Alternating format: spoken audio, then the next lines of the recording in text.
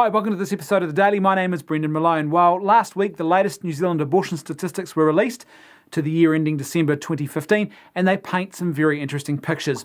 First of all, the total number of abortions was 13,155, which is 18 more abortions in total than what there was the previous year. However, before you start thinking that this means that there had been an increase in the number of abortions, in actual fact, that's not really how we measure increase and decrease. What you need to do is look at the population of females aged 18 to 44, and you compare the number of abortions happening or taking place compared to that population of females. And when we do that, the general abortion rate is actually decreased yet again in this country. So it was 14.4 abortions per 1,000 women aged 18 to 44 the year before. Now it's only 14.2 per 1,000. So this trend, which has been going on for at least the last 12 years now, has continued, a trend in the decrease in the number of abortions. In fact, we are now at a 20-year low, and we're talking several thousand less abortions per year in this country than what we were having 20 years ago. So there really is some quite positive trends there.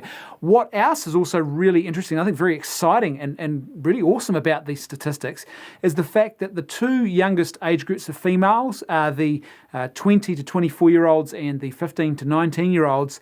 The number of abortions in that age group has halved. The 15 to 19-year-olds have more than halved the number of abortions taking place in that age group. The 20 to 24-year-olds are slightly above half, but there's still been a massive and very dramatic decrease amongst those younger women. What all of this points to is that there is a shift happening in New Zealand. We are shifting away from abortion. Less and less women are choosing abortions. Now that's very important because one of the things that ALRANZ, the Abortion Law Reform Association of New Zealand, have consistently tried to argue is that our abortion laws are restrictive and they restrict women and they need to be changed because it's bad for women and women can't get access to abortion.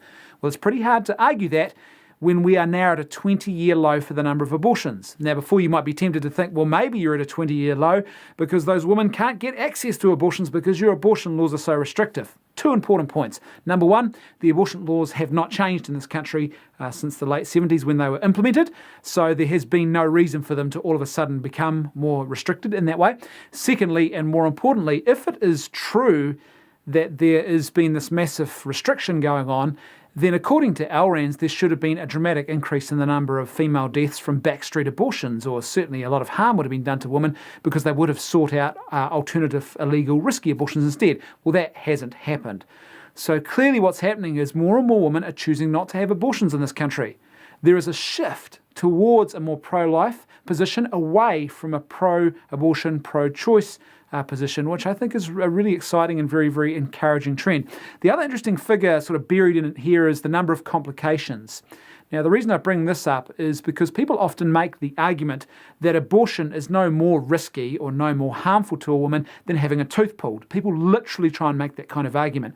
Well, it's pretty hard to sustain that argument when last year in New Zealand there were 67 women who experienced complications as a result of their abortions. And one of the categories of complications, just to give you an idea of what we're talking about here, for example, is losing more than 500 millilitres of blood, so having a hemorrhage of more than 500 millilitres of blood. So these are serious things. They are real. There are serious risks here. They do exist and they do happen.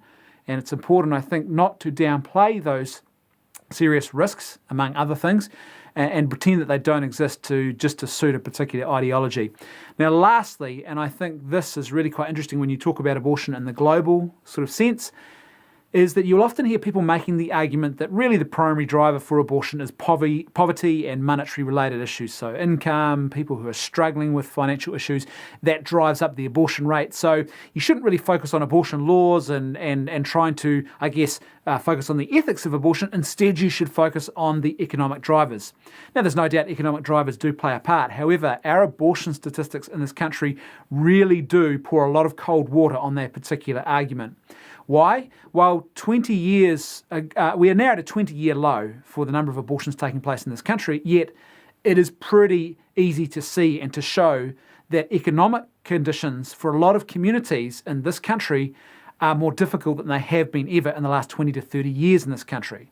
So if the argument or the theory is correct that more poverty or more people struggling with financial issues, greater income inequality equals a greater driver and therefore more abortions, well then we should have seen an increase, not a decrease. And we've seen a dramatic decrease in our abortion rates in this country. I've always found this argument a little bit spurious and a bit insulting because I grew up in a home that would rightly be described as a very, very low income family. For a large percentage of my childhood, my parents really struggled to put food on the table and to make ends meet. But they did admirably, they worked hard. There were times we didn't even know where our next meal was coming from. But my parents worked their butts off and did everything they could to ensure that we had the basics. But they didn't always get there. So we struggled as a family, yet not once did my parents ever contemplate abortion. So I've always found it a bit insulting and spurious to suggest that people who are in less financially well off than others are automatically going to make less good ethical decisions. They are going to allow that to corrupt their ethical decision making. There's no doubt it does happen, but I think you might be surprised to find that often in those communities where the financial hardship is a lot more difficult, they have a far greater respect for life than perhaps communities that are a lot more well off. Thanks for watching. I'll see you tomorrow on The Daily.